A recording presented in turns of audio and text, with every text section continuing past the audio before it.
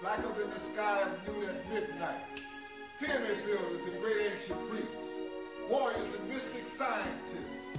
Give us the inspiration to fight 1,000 lives. Give us the enlightenment to unravel the mysteries of the universe. Give us the sustenance to travel through the trackless swamps of disharmony.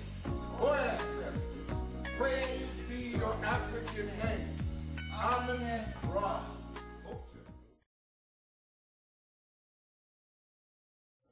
Now, what we're going to look at initially is the African presence as the first Americans. Africa is the mother continent.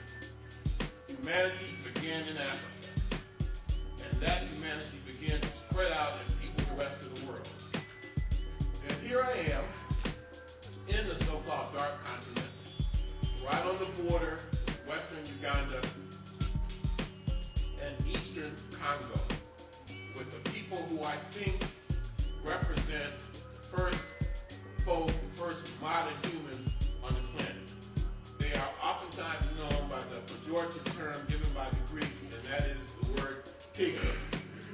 You have different names for them. In Sudan, they are called Aka. In Cameroon, they're called Baka, B-A-K-A. In this part of Africa, they're called Kwa or Batwa, the people.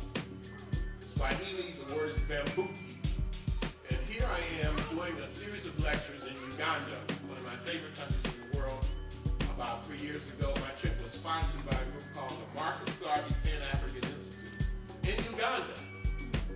Not Harlem, but the center of Africa. And I told them, I'd been to Uganda once before, and they told me they wanted me to come back. They said they didn't have much money, but if I would be willing to purchase my own ticket, which I was happy to do, they would provide my transportation around Uganda and make sure that I didn't have to worry about where I was going to sleep and what I was going to eat. And they didn't. In fact, I try to be as one with the people, and I ate the same things they did. One of the things I ate, for example, the first time was fried grasshoppers. Very interesting. It tastes kind of like roasted peanuts, as a matter of fact. Next time I go, I'll bring you some and you can check it out. So I traveled all over the country. And one of the places I lectured was with, I think it was the University of Rwenzori. And Rwenzori is right in the region I told you about. And I said, well, look, since I'm not getting paid, perhaps you would be kind enough to make arrangements for me to go into this area called the Mountains of the Moon. Because I'm trying to see as many black folk as I possibly can. And here I had an opportunity to meet the king in the white t-shirt and the queen of the Batwa. And it was an exhilarating experience and a miserable experience all at the same time. Because these were perhaps the most miserable people I've met, and that's saying a lot. They've been taken out of the Congo, where they're traditional hunters and gatherers, and now put on the border, and they're made to perform for European tourists. Jump and dance. It's really kind of sad. And they told me I was the first African American that they had ever met. And they didn't ask me one question. You would think they would have expressed some degree of curiosity. How did Africans get to the United States, they might have asked. And none of them were concerned about that. Their own preoccupation was how much money I was going to give them so they could go and get drunk. Because the degree of oppression is so severe, that's how many of them deal with it, to drink and drug themselves into a state of complete oblivion. But I think it was people just like this, in the next sequence that I'm going to show you, that represent what the first people in the Americas look like. Let's go to the next one. This is a similar brother. This brother is in a place called the Andaman Islands in the Bay of Bengal in the Indian Ocean. Now, they became a little bit famous a few years ago when you had the big tsunami and the tidal wave. And so many people in this part of the world were being drowned. They were dying. They seem to have a kind of an inner radar system that kind of told them what was going on, and they went to the high grounds. And it was so extraordinary that scientists came, particularly a team from Stanford University, and examined these folk, examined their DNA, and concluded that this is what the first people in Asia looked like. And that all the other people in Asia came after them next. Similar system for the Philippine Islands. I hope to go to the Philippines by the end of this year. So all of these are short-statured black people that originated in Africa and began to filter out of Africa probably 100,000 years ago. And some of them ended up in the Americas. Next. Now this brother is somebody I actually did research on for a movie. I was hired by, I think, TriStar Studios at the behest of Denzel Washington and another friend of mine who was a film director to do research for a movie called Otabenga the Pygmy in the Zoo. Otabenga was an African who was taken out of Central Africa around 1900 and actually put in the monkey cage in the Bronx Zoo. He was put on exhibit. And that was very typical at the time. For example, there was a sister in Europe 100 years before that named Sarki Wharton. And she was a Khoisan woman from southern Africa with these very big hips. And she was bamboozled and told that if you went to Europe, you could make a lot of money by putting your body on display. And she was actually kind of made a freak in a carnival kind of atmosphere. And that was very typical at the time. This was, I guess, the heyday of European imperialism, and they wanted to show the world their subject people. Anyway, this is Otabenga. All these are what the first people on the shores of America look like. There's no doubt in my mind about that. Similar people right here. This time, this is Brother Renoko in the northwestern portion of the state of Kerala and southern India. And again, I'm just giving an example as to the physical stature of these folk. Until recently, we didn't have skeletal remains and artistic portrayals of what the first people in the Americas looked like. And so what I've done is kind of create a kind of a scenario. And I'm not the first one to do this. This was first done by a white guy named Harold Sterling Gladwin in 1947 in a book called Men Out of Asia. I just did something really bad. My sister has already provided a shining example of how to begin a program. Another thing that we try to do, I guess in my excitement, I got carried away, so please forgive me. It's also traditional to acknowledge the elders and request their permission to begin. I guess I got excited, so forgive me.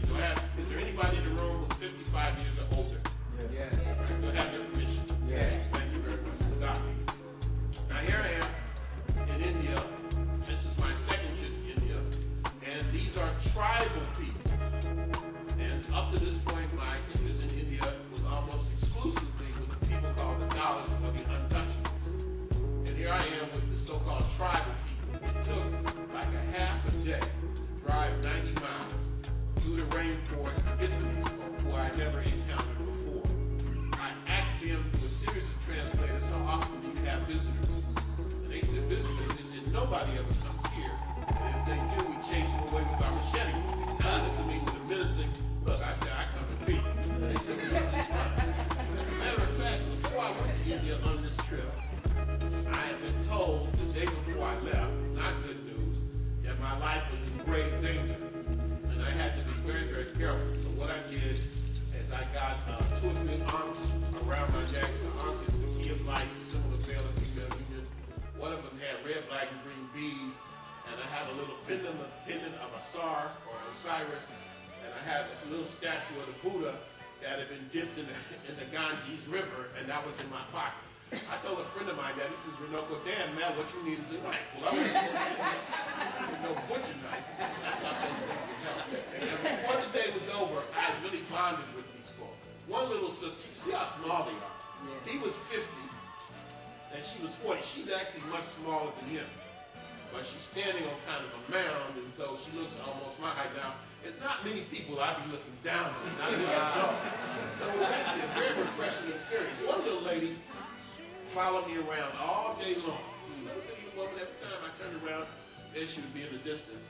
And finally she came up to me at the end of my journey and says, I know you are not from here. That was an understatement. And you must be from somewhere far, far away. But I feel that you are a part of me. And I'll never forget you. It was very, very, very moving So by the time I got ready to leave, they said, we want you to stay for a week. I said, brother, I got to go. But it was an incredible experience. So this is what the first people in the Americas looked like. There's no doubt in my mind. They wandered out of Africa into Asia, up the coast of Asia, crossed over from Siberia to the Americas, probably 50,000 years.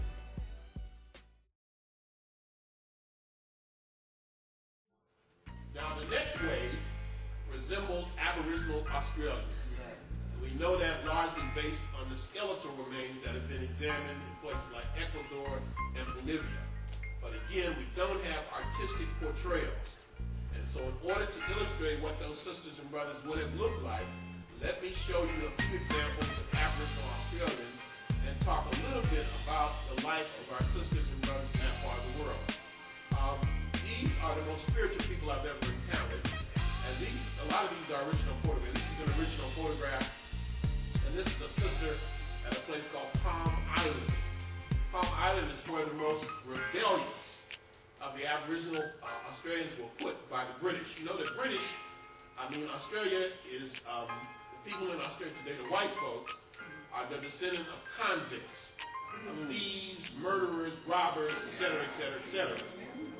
Yeah, I was going to say that. So they went to Australia in 1788 and they dispossessed the black people of their land, raped, robbed them, cut them in half, roasted them, used them for dog food. They did everything, skinned them, decapitated them, castrated them, and on and on and on. But the resistance was there, and they're still resisting. Anyway, this sister is on Palm Island, which is about 2 hours by fast boat off the coast of northern Queensland. And on my last trip to Australia, my 6th trip, in October 2008, I went to visit them. I wanted to see what these sisters and brothers were that the British couldn't do anything with. And this was the first person that I met getting off the boat. And she had a very spiritual aura, I thought. There was just something about her. Maybe it's the hair, the skin complexion, the white dress. I don't know. You can't even see the whites of her eyes. And I asked her something I suppose no man should ask a woman, but I'm an anthropologist, so I did anyway. I said, how old are you? And she says, brother, I don't know how old I am. That they would have been so controlled by the British that she didn't even have an idea. She didn't even have a clear idea as to how old she might be. The conditions for these sisters and brothers are still pretty deplorable. It wasn't until January 1967 that the black people in Australia were considered humans by the government. Literally, until January 1967, black people in Australia were considered by the government of Australia to be plants and animals, to be flora and fauna.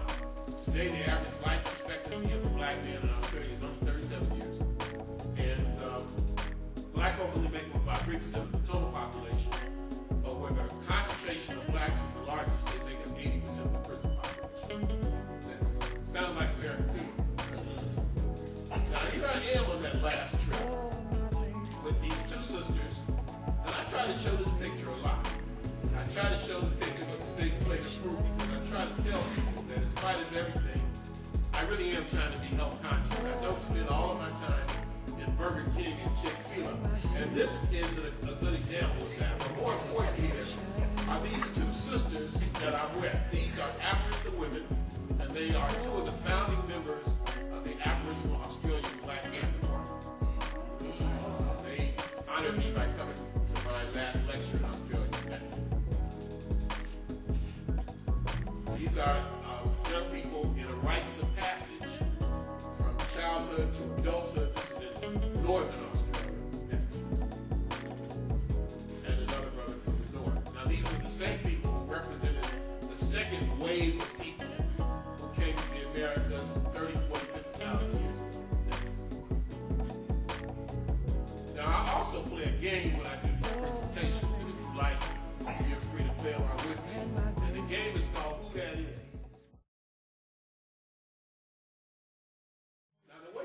Who is that? The way you play Who That Is when I show you somebody that looks like you know, you're supposed to say who that is, right? And a lot of these look like people that we know. I dare say you will see people that look like folks that you might even know in Tampa, maybe in the audience itself. These are Aboriginal Australians. Now, this group represents the third wave, and these brothers and sisters who came to the Americas maybe 20,000 years ago. Who that is? Who that is? These sisters and brothers. That one. Yeah, okay. Right there? They represent the third wave, and they probably came to the Americas maybe 20,000 years ago. And this is a photograph I took on a place called Buka Island. And Buka Island is in Papua New Guinea. It was on that same October 2008 trip. Very expensive trip, I know that. Most expensive trip I've ever had to pay for. Worth every dime. And I went to this place because I was told that the blackest humans in the world live there. I have to dispute that. I met some sisters and brothers in South Sudan and Senegal that would give them a run for the money. They were pretty black people, and we really just fell in and we became very tight. I told them, first of all, the black people that I met, don't treat me like a tourist. You know, there was only 2 hotels on the island, a really nice hotel, and a little bitty mom and pop hotel that was very, very run down. And that was the only one I could get in, and I had to beg to get in that one because there were no vacancies. Now this hotel was barely in need of paint. You know, when the air conditioning worked, it was a loud hum. You know, that you know would be in your ears. It was in my ears for days after I left the place. There were only 2 television stations, or 2 television channels. They were both white Australian stations. Flies were bad, mosquitoes were worse. Every now and then I would see something small and dark and furry scurry across the floor, moving so rapidly. And I said, was that really what I thought it was? And not wanting to go and look to see if it really was. But I had a wonderful time. I felt, and these people, we bonded. It was so hot. It was like 100 degrees every day and almost 100% humidity. And you weren't going to move very far. Every day, I would walk to one spot about 4 blocks away, then I would be ready to pass out. And I would have my camera, and I would just watch the people watching me. Now they knew I wasn't from there, but for the most part, they were too shy or too polite to say, where are you from? And finally, I would kind of warm up to them. I would sit there, they would look at me, and I would look at them, and they look at me, and I would look at them. And I said, how are you today? They said, we're just fine. And it's very hot today. I said, yeah, but it's hot every day. And finally they would say, but where are you from? Are you from South Africa? I said, no. Are you from Jamaica? I said, no, I'm not from there. They said, where are you from? I said, I was born in the United States. The United States?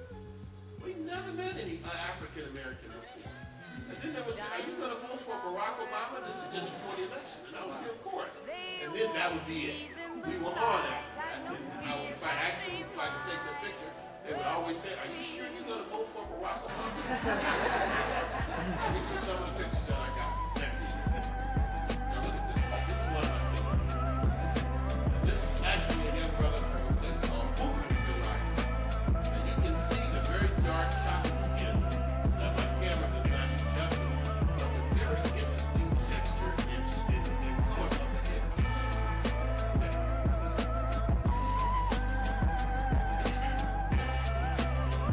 And this is one of my favorites.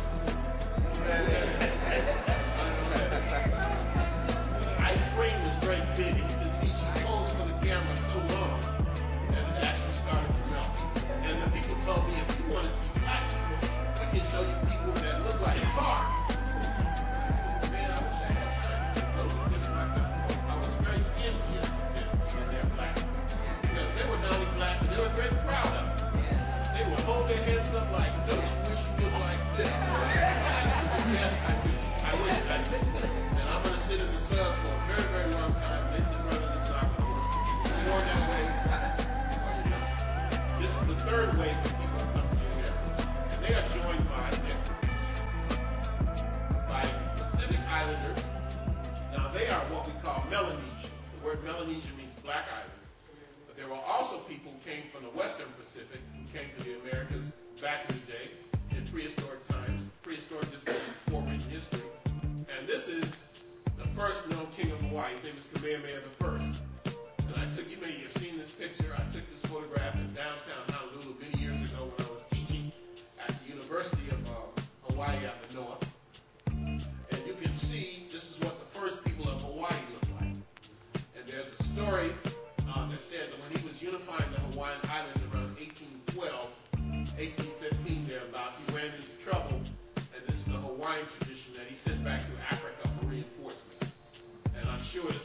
sailed across the Pacific. Now, the first two waves, the little bitty black people and the Aboriginal Australians, they walked out of Africa into Asia, across the narrow strip of water that separates Asia from America. But this group, in all likelihood, sailed across next. And then this one right here. Now, what part of the world do you think she's from? I've already kind of told you.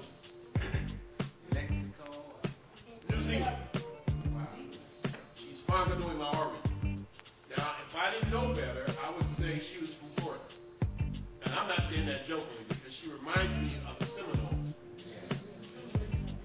But my point is, I guess one of my points is that we are global people. That we can be found virtually anywhere, either have been there or they're now. And she looks very much Native American to me, but from New Zealand. Now look at the texture of the hair, the natural texture of the hair, I might add. Yes. And this all represents the third wave. And they are from Memphis. From India.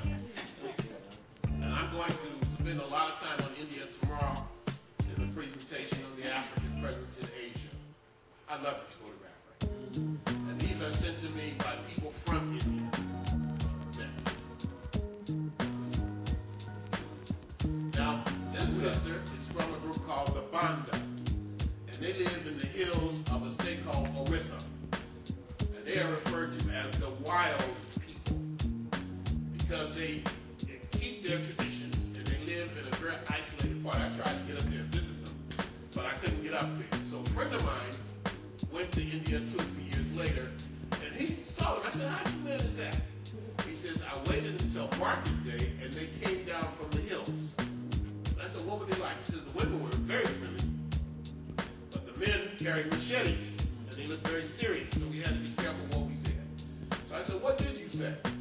He said, I told them that we were African Americans, we were black people from America. I said, what they say? He said they wanted to know, what is America? He told me they don't even know they live in India, but they know they live on the side of this mountain, and that is their reality. And they're called the Banda. Next. From India. Who that is? Next. From India. Really remarkable pictures to me. Now, I suspect there are more black people in Asia than are in Africa.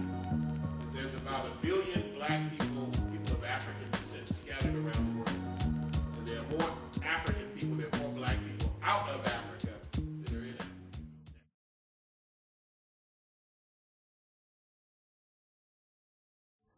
Now, we have walked out of Africa.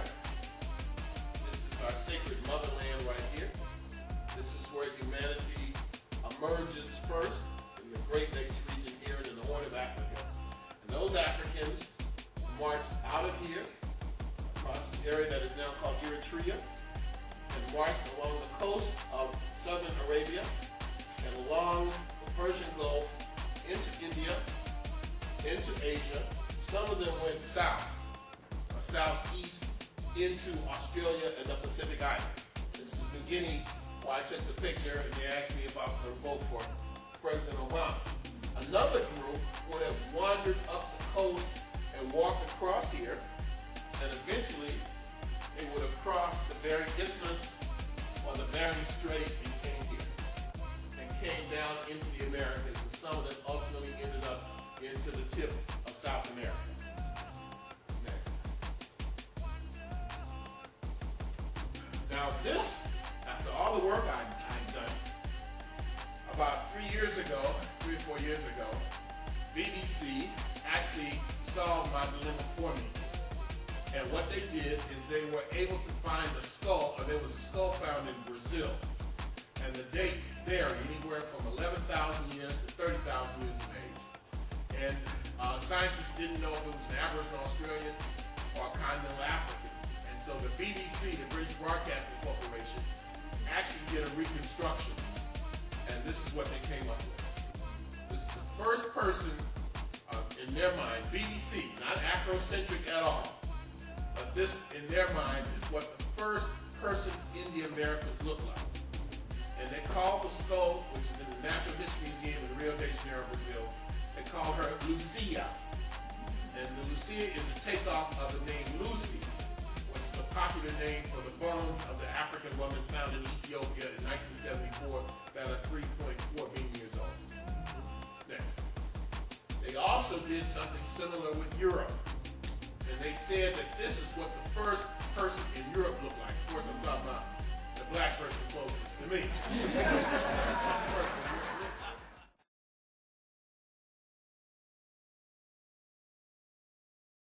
Now, for white folks to exhibit that degree of candor is very revealing. It says that the evidence is so overwhelming that there's really not much you can say. That we descended from black people, from African people. The problem is we are taught that Africa is the worst place in the world. And that many of us are ashamed to identify with Africa. I would imagine in this very room, there are people who are ashamed or have been taught to, because I was like that. When I was growing up, if you called me an African, best stand back, because I was a swinger. That was an insult. To call me black was a terrible thing. I used the word, when I called somebody black, that was the lowest, dirtiest thing I could think of. But if you call me an African, I'm your friend forever. You practically have to get a crowbar to pry me off. But I had to learn something about Africa. I had to learn who my ancestors were.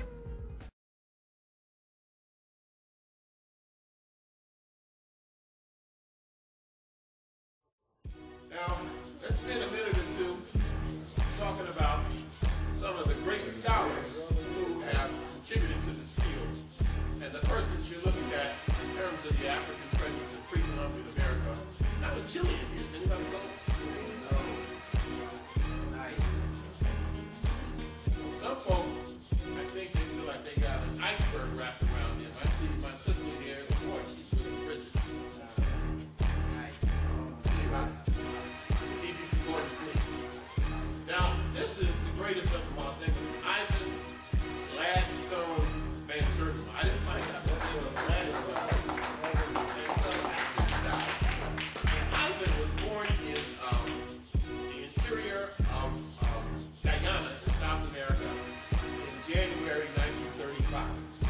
And to hear him tell it, he was raised to be an Uncle Tom. And I mean that in the most negative sense. He was raised, like most of us, to be anti-African. And there were certain things in his life that convinced him that he was a brother after all. I suspect that Tiger Woods is going through a similar experience right now. Right? His racial identity is becoming far more clear. Okay? Because circumstances will do that. And so Ivan lived in Eastern Europe.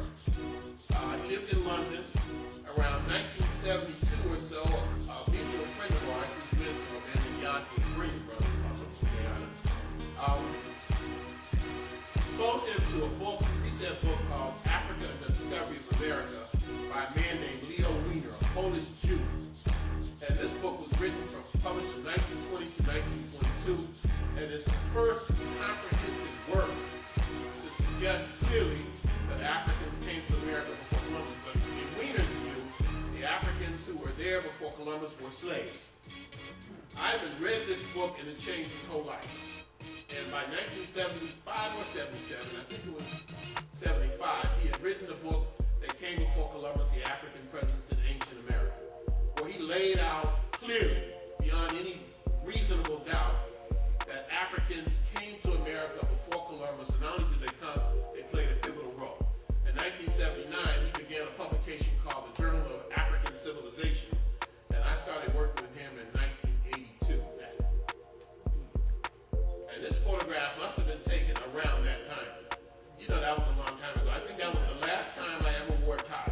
Probably around then. And I remember that tie. It was a clip-on tie. That's me, brother.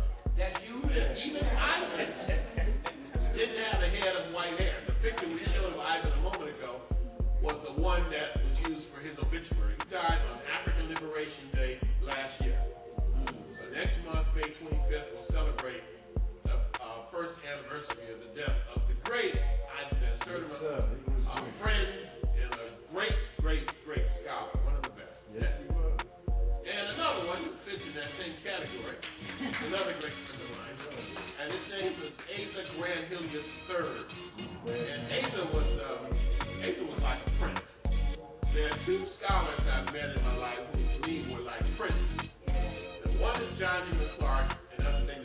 know most of the great African scholars of my time.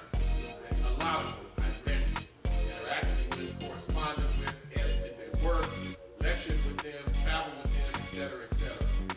There are some who really stand out because you can be a great scholar, but a butthole of a human being. Yeah, So don't that's right. because you're a great scholar doesn't mean you're a nice guy. Right. And Asa was just very, very, very supportive. You know, I feel at this stage in my life that one of the things that's most important for me to do is to develop strong relationships with the next generation. It's one of the reasons I was so pleased to come here. And these brothers have treated me very royally. But I want to make sure that we have what is called this intergenerational transmission of wisdom, so that I can kind of feel comfortable in my golden years. That there are people younger than me who are going to do things that I never even dreamed of. Asa was that kind of person. He always had time for you, always encouraged you. He was a psychologist, just a really wonderful person. We had a very close friendship. When I became a father at the tender age of 50, I think Asa was more excited about it than I was. And that was the way he was. He died about 2 years ago. So he and I have been both left around the same time. Now this is somebody much older, very different generation, but very pertinent to our discussion today. His name is Harold Lawrence, and he changed it to the African name Kofi Wangara. And now I've been focused on mostly the African presence in the classical civilization of the Americas called the Olmec. Brother Wangara focused on the Mandinka voyages to the Americas, and we'll talk about that later. He was from Detroit. In 1962, for Crisis magazine, he wrote an article called African Explorers of the New World. Next. And I think the last person that I want to show is this man by the name Joel Augustus Rogers. We call him by his initials J.A. Rogers. And Rogers, I think, did more than popularize African history than anybody in the 20th century. Rogers is from Jamaica. He was a remarkable person, a tremendous researcher. He never had a formal university education, and that didn't stop him at all. He was a journalist. In 1930, when Haile Selassie was coronated Emperor of Ethiopia, he stole away aboard a ship and attended the coronation. Selassie was so impressed that he gave him a coronation medal. In 1935, when Italy, the fascists in Italy led by Mussolini, invaded Ethiopia, Rogers became the only, to my knowledge, African-American war correspondent. He published, I think, 17 or 18 books. When white publishers wanted to edit his work and censor it, Rogers wouldn't have him publish it himself. He wrote for what was called the Negroid press, the Chicago Defender, the Pittsburgh Courier, the Amsterdam News. So Rogers was really, really a remarkable person. And when I found out that one of his students, who was also an ancestor now, that Rogers had visited 60 countries, I made up my mind, I want to go to 65. And that's out of ego. And also because I realized that each generation should build on the successes of the generation that comes before them. And so I figured if he could go and do all that in the times that he lived in, then 65 countries should be easy for me. Give you an example. He had a good job, quote-unquote good job, at J.R. Dillon and Reed Investment Company in Chicago. And he quit the job in order to be a full reporter to work on the railroad. Because he knew if he worked on the railroad, that he would be able to go to different libraries and do research. And he found out that as light as he was, he got the shock of his life. And in the United States, they have what you call the one-drop rule, and what I call the unearthed rule. And that means if you have any degree of African ancestry, you're regarded as black, no matter how light you are. And so Rogers would oftentimes be refused entrance to the libraries. But he was the sort of person, the story goes, that he just wouldn't take no. So he would actually pay the white pullman conductor on the train money to go in the library and get the book.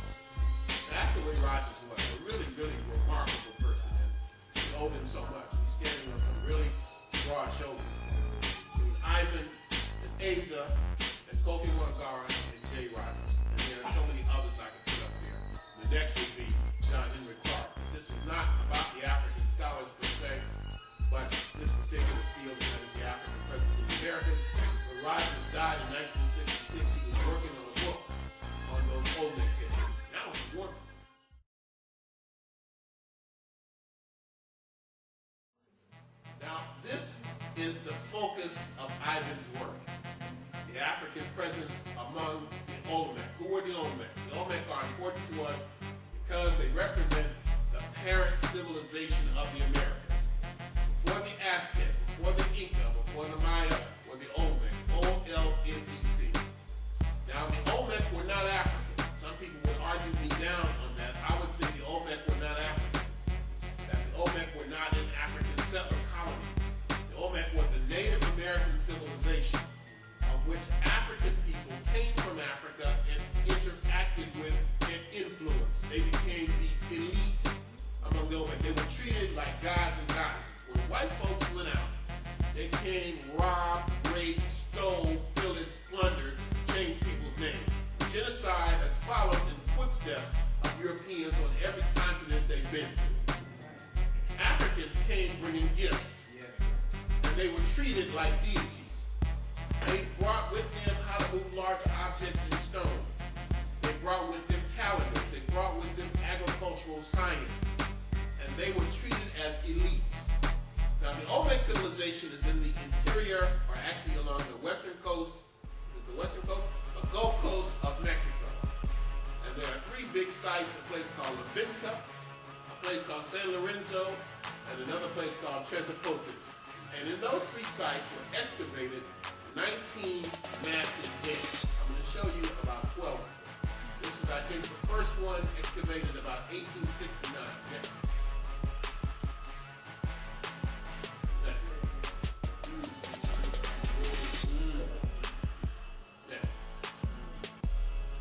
Next. Now, when I went to UCLA, I was told that although the features may be similar, that these were not black people. These were not Africans. Inquiring minds want to know. So I said, basically, well, what's up with that, Professor? Trying to get my A in the class now, but also wanting to satisfy my intellectual curiosity. I said, young man, it's very easy. I'm giving several explanations. One is, we think they may have had Down syndrome, and that's why they look like that. Another explanation is they worship jaguars, and these are the faces, let's go to the next one, of baby, this one is fine, baby jaguars. Another explanation is that the Native Americans didn't have sharp instruments, and therefore they carved the features very blunt, very broad. And the other explanation is the reason they look like black people, dark skin, is because there was a massive earthquake. And these heads were on a platform kind of like this table, and the earthquake was so powerful that it caused the heads to flip over and roll around in the mud for a very long time. And they rolled, and they rolled, and they rolled and rolled, and they rolled, and they rolled some more. And when they stopped rolling, they looked like black people. And you feel like it. Now, the people who excavated these had a very different idea. The first one was described as amazingly Negroid. Another one they referred to, they said it looked like an Ethiopian. Ethiopian is a generic word, basically means the same as African. One of them was nicknamed Joe Louis, after the black boxer of the 1930s and 40s. Let's look at a few more. Next. Some of them weighed 80,000 pounds. Now, I know there are big earthquakes in history, but to do that, I don't think so. Next. They look like Taharka with the headgear from Kemet. And I didn't believe that it was black people from this time, about 700-800 BC, that sailed across the Atlantic either by accident or design and influenced classical American civilization in the guise of the Olmec. Next. Next. Some say they look like the Africoid faces in the jungles of Cambodia. All of them have the headgear, and that's why they nicknamed one of them Joe Louis, because boxers, you've seen it in the Olympic Games, I'm sure, have that protective headgear. We don't know who these people are. We don't know what their names are. We don't know if they were kings. We don't know if they were priests. We don't know if they were aspects of God. But we know they were very important. They were not slaves, because you don't carve a stone head weighing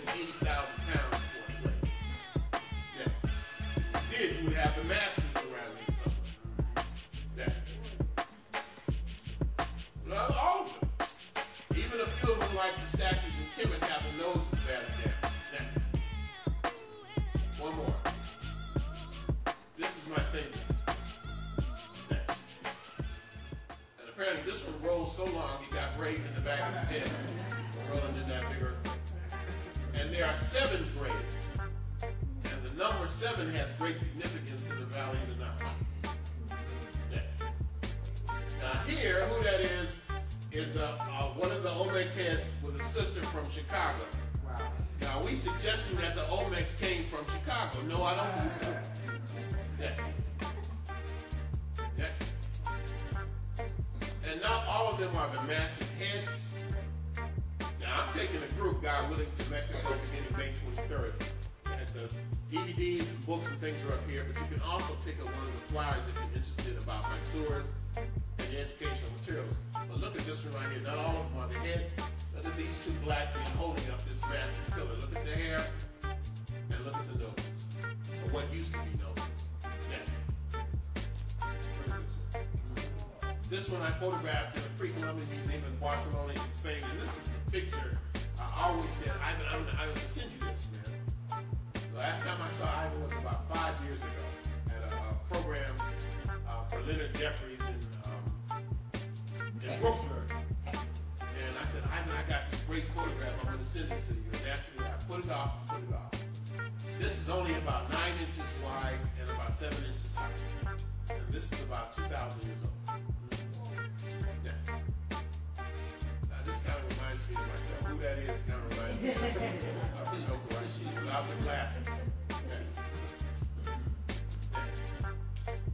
Now, look at this one. Anthropologists tend to call this head deformation. This is Olmec. Olmec civilization begins around 2000 BC and goes to about the beginning of the Christian era. Now, not only do we have the heads, the massive stone heads that I showed you a moment or two ago, but you have certain cultural affinities. For example, we can compare this head with the next piece. There's Shaquille O'Neal. And reverse it. I saw it as a kid. Go back. Go forward. Go back. And go forward. Yeah, I think these will, fits in. Now let's go to the next one. You see something similar. All right, you make the point, bro. You see something similar among the Congolese. Next. And you see something, you see it in there too. Now what they do is they mold the head like that. Because for them, that's considered very beautiful. I got this in a book. I saw this initially at a book in Paris. And this is the work, this photography of a guy named Kazimierz Zaborski, who was a Polish anthropologist who traveled in Central Africa from 1925 to 1941. And he took all these pictures of these very dignified looking African people. Now the average Congolese today would be embarrassed by that. He would say, oh, we don't do that anymore. Let me show you one more.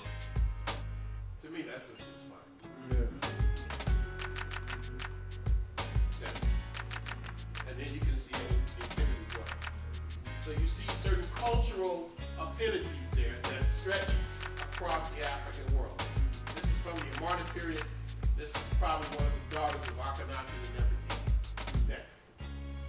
Now let's return back to the Olmec. Let's return to the Americas. You have this head that I photographed behind a glass case at Princeton University. Next. And this is the same image I think that this is the book. Now how can you look at these? Earthquake be darned. How can you look at these and come to any other conclusion that there were Africans in America before? But why are you not taught this in school? Why some of us never learned this thing? Now I used that expression earlier, what you do for yourself, what you think of yourself and all of that. It's one thing not to know.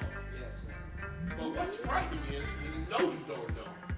And you're perfectly content to remain that way. Otherwise, how do you explain somebody like Sarah Palin, who says, I can see Russia from my front yard? How do you explain to George Bush, who went to Brazil a few years ago and asked the president, do you have black people in Brazil? Unfortunately, what's her name? Condoleezza Rice was there to say, yes, Mr. President, there are black people. How could you be that stupid and be the president of the United States? So my point is, it's one thing to not know, but it's another thing to not care. To know you don't know and be content to remain ignorant, that's a frightening thing. I have to talk to my sister about how do you do that. How do you spark a consciousness in people? How do you spark a desire to know? Because I mean, so many sisters, brother, who just don't care. At a young age, you close your mind like you close a book or you close a window. You close a door for fear that a new idea might come in. That is very scary to me.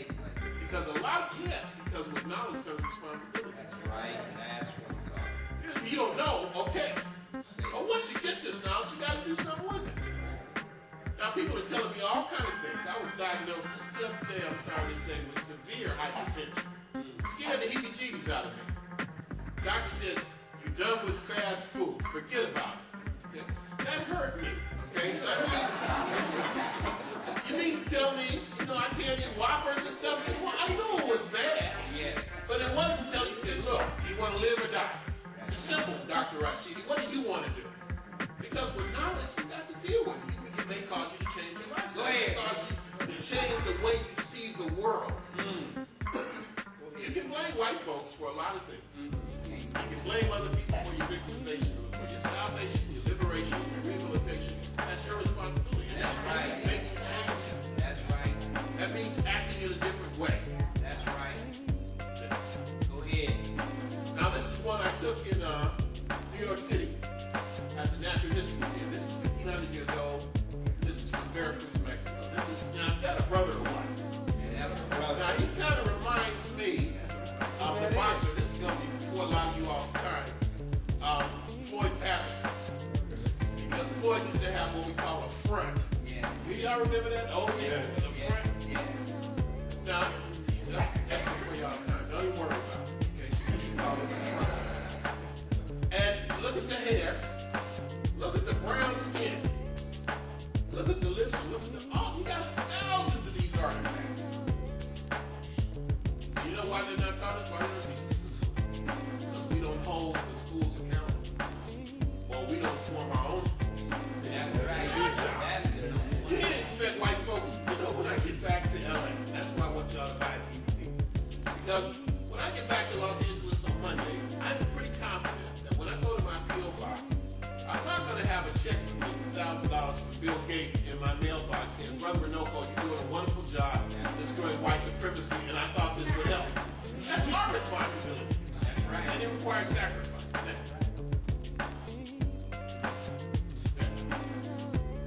Look, some of you don't have to say anything about it. Except they're from Mexico, and they came before Colombo. Now this one is from Colima, Mexico, and we can compare this ancient artifact next with this piece from Nigeria. Wow, we know what God willing is helping us for the first time. Next.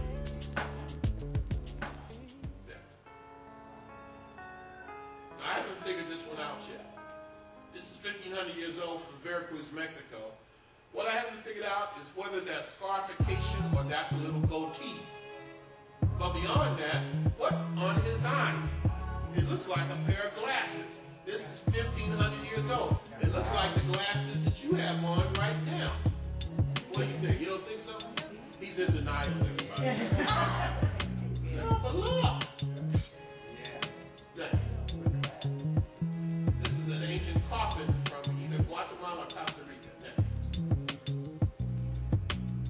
Now this one is from Mexico, and I confess this photograph has a kind of a sordid, rather embarrassing story to it. What happened is I had gone to an exhibit on the Queen of Sheba in Costa Mesa, California, many years ago.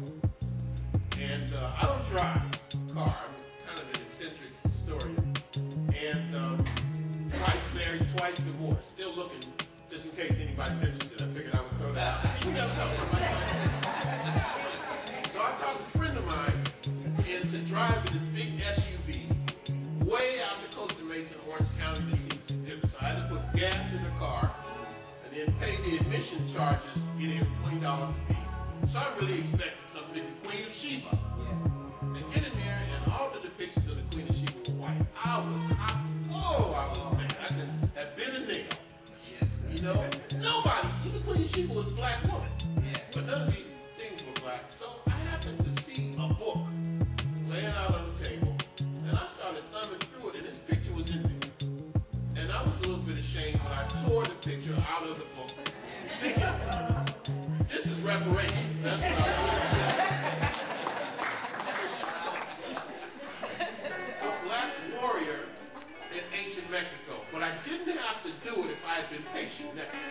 because just about a month ago I found this one. This is an actual piece. It's very similar to that one, and this is a warrior. I signed you really got it down, man. I see why you teach math. You really. It takes a brilliant person to teach mathematics. Look at this.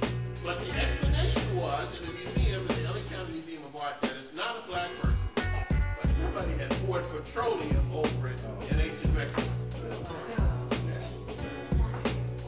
This one I photographed about 3 weeks ago. Actually, it was at the end of, it was at the end of February in the Houston Fine Arts Museum. This is from a culture called the Mixtec. Mixtec, M-I-X-T-C. This is Maya. And even Ivan didn't look at the Maya. This is from Belize. This is an original photograph that I took several years ago in the National Museum in Belize City. It's 1,500 years old. It's classic Maya. And it represents 5 black-skinned warriors going to war in ancient Mexico. I mean, ancient Belize. Now, here's one where I'm not quite sure about. And it suggests to me that blackness is ethnic a lot of times, most of the time. But it also has symbolic value. Look at the nose and the lips. And look at the hand. Now, I don't know if the paint came out. Maybe. Let's just look at it. Now, maybe the whole thing was white like this. And they painted it black. And the paint on the face began to fade. Let's just say that. Or maybe people rubbed it or something and the paint came off. But I didn't notice the hand until about a week ago. And the nose is long and thin, too. Doesn't look like a typical brother. Who that is doesn't work in this case. But if it's not ethnic, if the blackness is symbolic, then what does it symbolize? Why would they paint it black? What would be the purpose? At one time, that's what everybody wanted to be. Yeah, well, that's true, too. But can we assume that that was what the Maya wanted to be? Or does it have a deeper meaning? Blackness today, I mean, black is the color judges wear. I mean, we say black is bad, but black also represents power. Everything So came we can from only black. speculate. If I wanted to say that, everything came from black. No doubt about You got the black and you start getting the fade. it. Let's go to the next one. That's the picture. Now look at this one. Now this is from a place called Temple, a Mayan temple that I hope to see in late May at a place called Bonaparte. Pitch black. I think it's a priest. Look at the bird-like symbol and look at what looks like a jed column from Kemet that he's holding. I never did anything with the Maya. I don't know anybody who's done anything seriously at African presence of the Maya. Next. The Maya were the successor civilization to the Olmec. And at least they knew the difference between black and red. They knew how to make a distinction. So is that ethnic, or is it symbolic, or is it both? There you can see the Mayan writing system. It is said that the Maya had, when the Spanish came, 70,000 books. You know how many they have now? 3. The Spanish burnt them as works of the devil.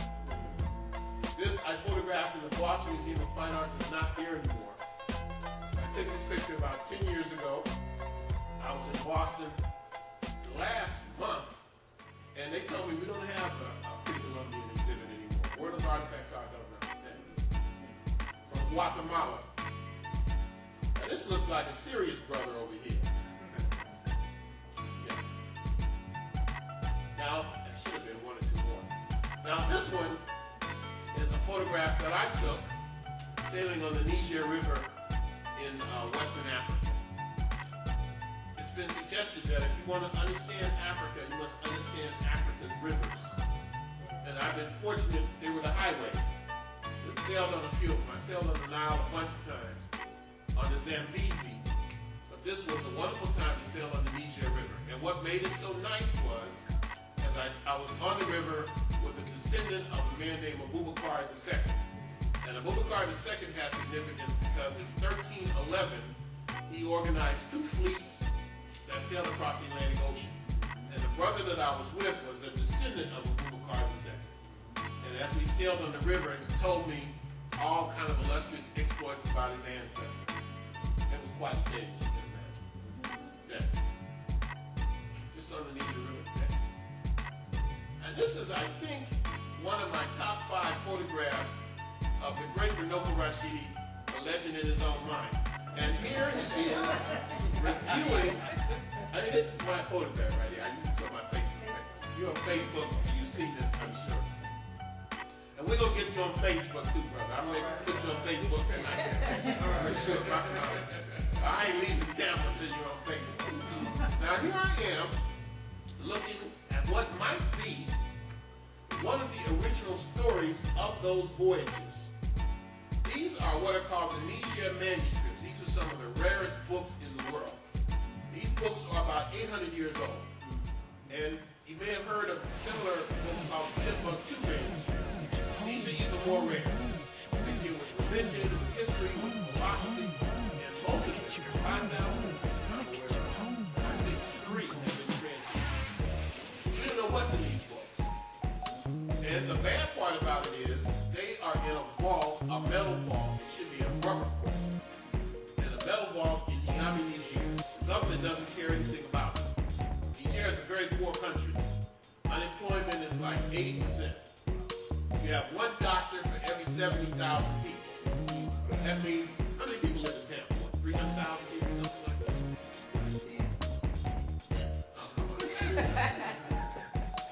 All right, let's say you have 280,000 people in Tampa. That means you have 4 doctors for the whole city. That's the equivalent of Niger. And the government doesn't care. And I was fortunate, I knew the right people in France. A brother, a scholar, hooked me up and told me if I went to Niger, I would see all kinds of things, including these manuscripts. And so when I went there, sure enough, I got to see them. And they started taking these books out of these vaults. They're written in Hausa, in Arabic, and Songhai, and handed them to me, one or the other, one after the other. And it scared me because the books started to crumble. They're not even well preserved, and they're not even translated. Now, that's a project I'd like to see us get involved with. First of all, raising the money, properly store them, and then seeing about the translation.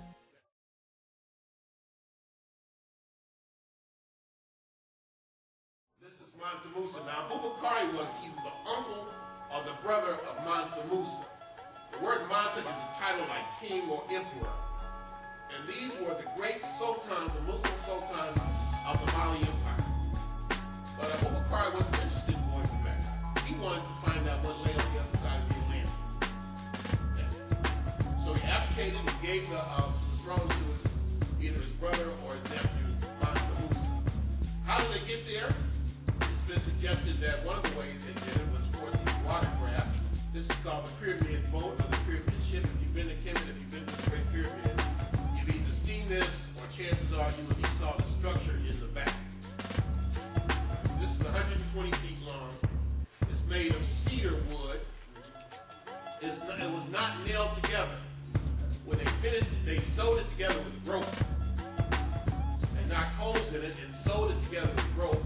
And when they finished it, the Great Pyramid was constructed. They took it apart again and stacked it up in like what is the equivalent of crates with instructions as to how to put it back together in like a jigsaw puzzle. And in 1955, it was reconstructed. It's the world's oldest preserved ship.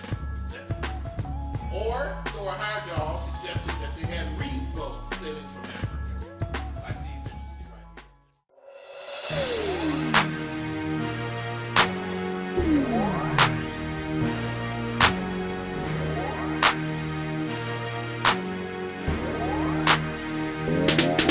I'm a runaway slave. I'm a runaway slave. I'm a runaway slave.